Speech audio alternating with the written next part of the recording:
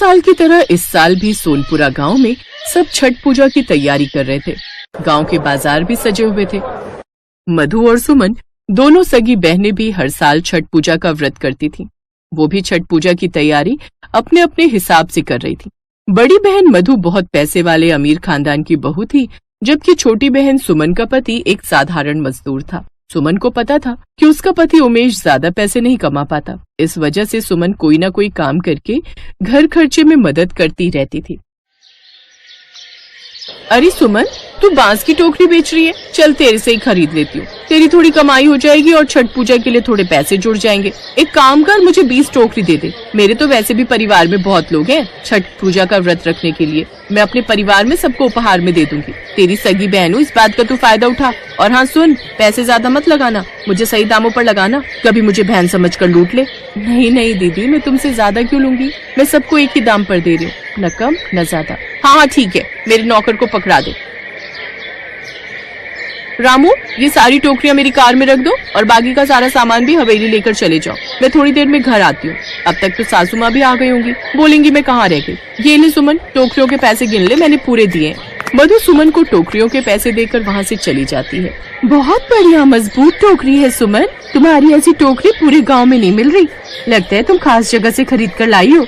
हाँ दीदी, शहर की बढ़िया दुकान से खरीद कर लाई हूँ। सोचा हमारे गांव में भी सब बहुत प्रेम भाव से छठ पूजा का व्रत रखते हैं, तो सामग्री भी बढ़िया होनी चाहिए। और बांस की टोकरी तो छठ पूजा के लिए सबसे विशेष है, तो वो तो मैंने मजबूत और बढ़िया ही लानी थी। ये लो दीदी, आपकी 2 टोकरी बांधी है। तभी सुमन का पति उमेश आ जाता है। सुमन ला, तू कुछ खा ले, सुबह से भूखी है। रजनी ने तेरे लिए रोटी और दाल भेजी है। और तुमने रोटी खाई क्या? हाँ, मैंने खा ली। रजनी ने खासकर बोला है कि भाभी को भूखा मत रखना। मैं जानती हूँ, मेरी ननद रजनी मुझे बहुत प्यार करती है। मैं तो छठ मैया से यही प्रार्थना करती हूँ कि अगली छठ पूजा तक रजनी का भी ब्याह हो जाए। सुमन खाना खाने बैठी ही थी कि तभी उसकी बड़ी बहन मधु गुस्से में उसके पास आती है। ये ले पकड़ अपनी सारी टोकरियाँ, एक भी टोकरी मजबूत नहीं है, सारी टोकरियाँ टूटी हुई है। तूने ये जानबूझकर किया ना, ताकि मेरा छठ पूजा का व्रत खंडित हो जाए। तूने मुझे टूटी हुई टोकरियाँ दी हैं, मेरे सारे पैसे वापस कर। मैंने तो अपनी बहन समझकर तेरे ऊपर तरस खाया था कि तेरी थोड़ी बिक्री हो जाएगी, पर तूने तो मुझे ही ठग लिया। सुमन, तू रोटी खा, मैं बात करता हूँ। मधु दीदी, ये क्या तरीका है बात करने का, बताओ। मधु दीदी, मैंने आपको कोई टूटी हुई टोकरी नहीं दी। आप देख लो, यहाँ पर जितनी भी टोकरियाँ रखी हैं सब सही है, कोई भी टूटी हुई नहीं है। मेरे पास अभी तक कोई भी ग्राहक शिकायत लेकर नहीं आया। तो क्या मैं झूठ बोल रही हूँ? मुझे कुछ नहीं पता, मेरे सारे पैसे वापस कर और अपनी ये टोकरियाँ अपने पास रख। मैं बाजार की किसी और दुकान से खरीद लूंगी। अरे तो एक टूटती ना, सारी थोड़ी टूटी होंगी। एक भी टूटी हुई नहीं थी, मैंने मधु दीदी को सही टोकरियाँ दी थी। मुझे लगता है तू ऐसे नहीं मानेगी, मुझे आसपास के लोगों को इकट्ठा करना ही होगा। अरे देखो भाई देखो, कैसे चोर दुकानदार हैं, टूटी हुई टोकरियाँ देकर पैसे कमा लेते हैं। कोई भी इनसे टोकरी मत खरीदना। मधु दीदी, आप इतना शोर क्यों मचा रही हो? ये आपके पैसे और आप ये टोकरियां यहीं छोड़ जाओ, और भगवान के लिए इतना शोर यहाँ मचाकर मेरी दुकानदारी खराब मत करो। इस दुकान के सामान पर मेरा बहुत पैसा लगा हुआ है। आपकी इन सब हरकतों से मेरे सारे ग्राहक टूट जाएंगे। हाँ ठीक है, मैं भी नहीं चाहती कि मेरी छोटी बहन की दुकानदारी खराब हो। मधु ने बहुत बदतमीजी दिखाई और अपने पैसे लेकर वहाँ से चली गई। सुमन की 20 टोकरियां टूट गई। इस वजह से उसको बहुत नुकसान हुआ, पर वो अभी तक समझ नहीं पा रही थी कि सारी टोकरियां टूट कैसे सकती हैं। उस दिन सुमन का मन बहुत खराब होता है। छठ पूजा का दिन आता है। सुमन ने टोकरियां बेचकर जो पैसे कमाए थे, उनसे वो छठ पूजा का सामान खरीद लेती है। सुमन ने सच्चे भाव से छठी मैया को याद करके अपनी छठ पूजा के व्रत को प्रारंभ किया।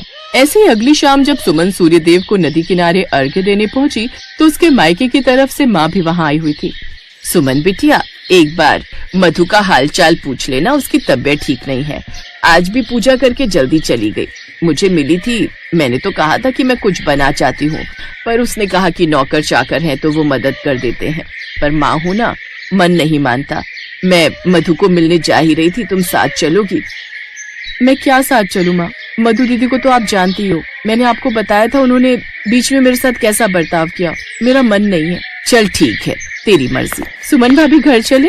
सुमन की माँ थोड़ा सा आगे ही बढ़ी थी कि तभी कुछ सोचकर उसने आवाज लगाई। माँ रुको। रजनी, एक काम कर, तू ये सामान लेकर घर पहुँच। मैं माँ के साथ मधु दीदी के घर जा रही हूँ। तेरे भैया बच्चों को घुमाने ले गए तो उन्हें बता देना। ठीक है भाभी, आप ध्यान से जाना। सुमन का मन नहीं था, पर मधु उसकी सगी बहन थी, इसलिए ऐसे समय में वो सब कुछ भूलकर अपनी माँ के साथ मधु के घर जाती है। मधु बिस्तर पर लेटी थी। उसकी तबीयत बहुत ज्यादा खराब हो रही थी। माँ और बहन को देखकर मधु में हिम्मत आ गई। दामाद जी से कहकर हमें बुला लेती, हम आकर प्रसाद बना जाते। तूने बुलाया ही नहीं, मुझे लगा तेरी सास आ गई होगी तो वो तेरी मदद कर देंगी। माँ वो आ नहीं पाई, उनके घुटनों में बहुत दर्द था। वो जेठानी जी के साथ ही छठ पूजा का व्रत रख रही हैं। अब दूसरे गांव से आने में 2 घंटे लग जाते हैं। मैंने भी कहा रहने दो, पर मेरे घर जो खाना बनाती है वो भी छुट्टी पर चली गई। उसकी रिश्तेदारी में कोई बीमार हो गया था। अब काम के समय सब छुट्टी ले लेते हैं। मुझे लगा मैं कर लूंगी, पर शाम से ही बहुत सिर में दर्द है, चक्कर आ रहे हैं। कल के लिए प्रसाद भी नहीं बनाया। मधु दीदी मैं प्रसाद बना देती हूँ, तुम आराम करो। बस कल सुबह छठी मैया के आशीर्वाद से हमारा व्रत संपूर्ण हो जाएगा। एक काम करो, मैं छठी मैया के थोड़े भजन लगा देती हूँ, तुम वो सुनो, तुम्हें अच्छा लगेगा। लाओ अपना मोबाइल फोन दो। तुझे मोबाइल चलाना आता है? हाँ दीदी, रेखा के पापा ने नया मोबाइल फोन लिया है, उसमें मैं भजन सुनती हूँ। सुमन मधु को छठ पूजा के भजन लगा देती है और माँ के साथ मिलकर वो छठ पूजा का प्रसाद बनाती है। अपनी बहन के इतने अच्छे व्यवहार को देखकर मधु की आंखों में आंसू आ जाते हैं। वो मन ही मन छठी मैया से क्षमा मांगती है, क्योंकि मधु जानती थी कि सारी टोकरियां उसकी खुद की गलती से ही टूटी थी। मेरी बहन कितनी अच्छी है, आज मुसीबत के समय मेरे अपने ही काम आ रहे हैं। नहीं नहीं, मैं इतनी घमंडी कैसे हो गई। हे छठी मैया, मुझे क्षमा कर देना, मैंने अपनी सगी बहन के साथ गलत किया, मुझे क्षमा कर दो मैया। अगले दिन मधु अपनी माँ और बहन सुमन के साथ मिलकर छठ पूजा के लिए नदी पर जाती है। छठी मैया की कृपा से मधु के मन से सारी नफरत दूर हो जाती है और दोनों बहनों के बीच अमीरी और गरीबी का फर्क सदा के लिए मिट जाता है।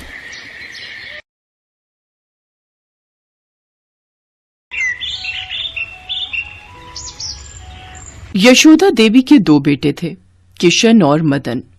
किशन गांव में ही रहता था, जबकि मदन अपनी पत्नी और बच्चों के साथ शहर में रहता था। छठ पूजा का त्योहार आने वाला था। किशन ने अपने भाई मदन को फोन मिलाया। अरे कैसा है मदन? सीमा और बच्चे कैसे हैं? ठीक हूँ भैया, बस आजकल तो कारखाने की छुट्टियां चल रही हैं। अब तो छठ पूजा के बाद ही कारखाना खुलेगा। दिवाली के त्योहार के कारण काम का जितना था नहीं। और आप बताओ, माँ कैसी है, भाभी बच्चे? सब बढ़िया। मैंने इसलिए तुझे फोन किया है, माँ को मत बताना कि मैंने फोन किया है। माँ का बहुत मन था कि इस बार सीमा गांव में ही छठ पूजा का व्रत करे। बहुत समय भी हो गया सबसे मिले। एक काम कर, तू इस बार छठ पूजा पर गांव ही आ जा, माँ को बहुत अच्छा लगेगा। ठीक है भैया, अब तुमने कहा है तो मेरा भी मन गांव आने को कर रहा है। मैं सीमा से बात करता हूँ और माँ को सरप्राइज दे दूंगा, ये ठीक रहेगा। हाँ हाँ, तू चिंता मत कर, मैं माँ को कुछ नहीं कहूंगा। तू अपने आप आना, तो माँ तुम्हें अचानक देखेंगी तो खुश हो जाएंगी। और फिर मदन ने पत्नी और बच्चों के साथ छठ पर्व पर गांव जाने का प्रोग्राम बना लिया। जब वो लोग अचानक से पहुंचे तो यशोदा देवी की खुशी का ठिकाना नहीं था। आखिर बेटा, बहू, पोता पोती बहुत दिनों बाद जो मिल रहे थे। बस भाभी, बैगन का चोखा इतना स्वादिष्ट बना है ना कि आनंद आ गया। कुछ भी कहो भाभी, गांव की सब्जी और फलों में अलग ही बात है। हमारे शहर में इतना स्वादिष्ट बैंगन का चोखा मैं बना ही नहीं पाती, जितनी मर्जी कोशिश कर लूं। यहाँ के मसाले में, सब्जियों में अलग ही खुशबू है। नहीं नहीं, ऐसी बात नहीं है, तुम भी बहुत स्वादिष्ट बनाती हो। वो कभी कभी जब हम अपने हाथों का खाकर ऊब जाते हैं ना, तो हमें दूसरों के हाथ का भोजन अच्छा लगता है। इसी बात पर 1 रोटी और ले लो। तुम लोगों ने अचानक से आकर जो मुझे खुशी दी है ना बेटा, मैं बता नहीं सकती। दादी, मुझे गांव घूमना है। दादी, मुझे भी गांव घूमना है। अरे बच्चों, चिंता मत करो, छठ पूजा पर हम पूरा गांव घूमेंगे। नदी घाट पर जाएंगे, वहाँ मेला लगता है, खूब घूमेंगे। चलो मुन्नी बिट्टू, मैं तुम्हें अपने खिलौने दिखाती हूँ। आओ बिट्टू, मैं तुम्हें अपना बैट बॉल दिखाता हूँ। चलो, बच्चे तो खेलने में मस्त हो गए। अच्छा माँ, बता दो, छठ पूजा के लिए क्या क्या सामान लाना है? मैं और मदन बाजार जा रहे हैं तो लेते आएंगे। राधा बहू, तुम बता दो एक बार क्या क्या लाना है, और सीमा बहू भी सब कुछ देख लेगी कि गांव में छठ पूजा कैसे होती है। हर साल तो शहर में ही होती है ये, इसलिए छठ पूजा इस बार गांव की भी देखो बहू। जी माँ। छठ पूजा के लिए सारा सामान आ जाता है। सीमा हैरान रह जाती है कि शहर में तो ज्यादातर सामान बना बनाया ही मंगवाया जाता था, पर यहाँ पर तो पूरे पारंपरिक तरीके से छठ पूजा के लिए एक एक चीज घर पर बनाई जा रही थी। देखो सीमा, चना दाल, कद्दू की सब्जी, ठेकुआ चावल का भात, खीर, सब कुछ घर पर बनेगा। माँ ये बांस के सूप, टोकरी, फल भी ले आए हैं। क्या हुआ सीमा, क्या देख रही हो? यही सोच रही हूँ कि यहाँ तो मुझे कितना कुछ देखने और सीखने को मिल रहा है, पर शहर में तो मैं बिल्कुल अकेली होती थी, मन ही नहीं लगता था। 3 दिन अकेले बहुत बोर हो जाती थी। कुछ भी कहो, त्योहार अपनों के साथ मिलकर जो खुशी देते हैं ना, वो खुशी अकेले नहीं मिलती। अपनी सास और जेठानी से सीमा को इतना प्यार मिलता है कि वो खुशी से भावुक हो जाती है। 3 दिन तक सीमा सबके साथ छठ पूजा के व्रत को नियम से करती रही।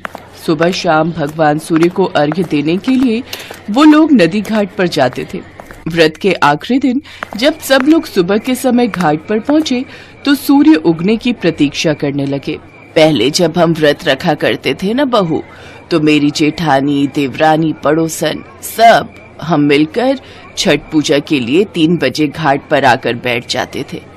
लंबी लाइन लगती थी उस समय। माँ जी, आपको फिर भूख प्यास लगती थी जब आप छठ पूजा का व्रत करते थे? नहीं बहू, पता ही नहीं चलता था। 3 दिन तैयार होना, श्रृंगार करना, भजन कीर्तन करना, दिन ऐसे ही बीत जाते थे कि भूख प्यास की सुध ही नहीं रहती थी। अच्छा, बहू बेटे शहर से आए हैं इस बार छठ मनाने के लिए? हाँ शांति बहन, बहू बेटे कहाँ हैं तुम्हारे? अरे घाट के दूसरी तरफ पूजा कर रहे हैं। मेरे से इतना चला नहीं जाता तो थक कर यहीं बैठ गई। कब आए ये लोग? नमस्ते चाची जी, हम लोग परसों आए थे। बच्चों ने कहा कि माँ चलो, तुम भी घाट पर, तो साथ आ गई। बस सूर्य देवता का इंतजार हो रहा है, वो दर्शन दे तो बहुएं पूजा कर लेंगी। हाँ, बहू भी वही इंतजार कर रही है। भीड़ भी बहुत है। चलो अच्छा है, हर बार शहर की छठ पूजा देखते हो, इस बार गांव की देख रही हो। सब लोग बातें करते रहे।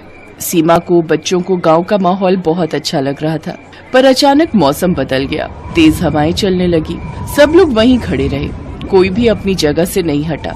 देखा सीमा, अगर शहर में ऐसा आंधी तूफान होता तो अब तक सब लोग पीछे हट गए होते। गांव में यही तो है, अगर पूजा करनी है तो पूरे विश्वास के साथ करनी। कोई भी नहीं घबराता इस आंधी तूफान से, क्योंकि यहाँ के लोगों को ऐसे मौसम को झेलने की आदत होती है। आप बिल्कुल सही कह रहे हो। सचमुच विश्वास पर ही तो दुनिया कायम है। थोड़ी देर बाद मौसम ठीक हो जाता है, सूर्य भगवान के दर्शन हो जाते हैं। सीमा अपनी जेठानी राधा के साथ पूजा के लिए सामान निकाल रही थी। अचानक उसने देखा कि सब बच्चे तो हैं, पर बिट्टू कहीं दिखाई नहीं दे रहा था। सब लोग घबरा जाते हैं। सीमा का रो रो कर बुरा हाल था। सुनो जी, बिट्टू कहाँ चला गया? घबराओ नहीं बहू, ये गांव है। यहाँ अगर कोई बच्चा खो जाता है तो कहीं नहीं जाता, किसी न किसी को मिलेगा तो वो ले आएगा। धैर्य रखो, छठी मैया से और सूर्य भगवान से प्रार्थना करो कि हमारा बिट्टू हमें मिल जाए। मदन, तू उस तरफ जा, मैं इस तरफ जाता हूँ। जरूर वो झूले के पास गया होगा। सब लोग बिट्टू को ढूंढने लगते हैं। सीमा और राधा भगवान सूर्य और छठ मैया से प्रार्थना करती हैं। तभी 2 आदमी बिट्टू को लेकर आ जाते हैं। किशन और मदन भी तब तक आ चुके थे। सब लोग बिट्टू को देखकर खुश हो जाते हैं। सीमा एकदम से बिट्टू को गोदी में ले लेती है। घबराइए नहीं बहन जी, बच्चे ने हमें बताया कि ये यशोदा जी का पोता है, तो हम लोग पहचान गए। हमें पता था आप लोग घाट पर ही होंगे। अरे किशोर, रघु, तुम दोनों? किशोर, रघु, बिट्टू तुम्हें कहाँ मिला? रघु ने और मैंने मिलकर इस बार मेले में झूला लगाया। बिट्टू हमें झूला झूलने के लिए कह रहा था, और आसपास इसके माता पिता को देखा नहीं, तो हमें चिंता हुई। एक लड़के को खड़ा करके झूला के पास हम दोनों इसे यहाँ ले आए। जब इसने अपनी दादी का नाम यशोदा देवी बोला और अपने ताऊजी का नाम किशन बोला, तो हम पहचान गए कि ये आपके घर का ही लड़का है। आपका बहुत बहुत शुक्रिया भाई साहब। किशोर, रघु, तुम दोनों ने सचमुच आज हमारे घर के लिए जो किया है वो तारीफ के काबिल है। माताजी, ये तो हमारा फर्ज था, है? और छठ मैया और भगवान सूर्य के होते हुए बिट्टू को कैसे कुछ हो सकता था? यहाँ पर सब छठ पूजा के लिए आए हैं, इसलिए सबकी सुरक्षा रखना हमारा फर्ज है। अच्छा माताजी, अब हम चलते हैं। गांव वालों का इतना अच्छा स्वभाव देखकर सीमा हैरान रह जाती है। बिट्टू सही सलामत मिल गया। वो छठ मैया और भगवान सूर्य को धन्यवाद कहती है। भगवान सूर्य और छठ मैया के आशीर्वाद से छठ पूजा बहुत धूमधाम से संपन्न होती है। उसके बाद खुशी खुशी कुछ दिन अपने परिवार के साथ गांव में रहकर सीमा और मदन शहर लौट आते हैं।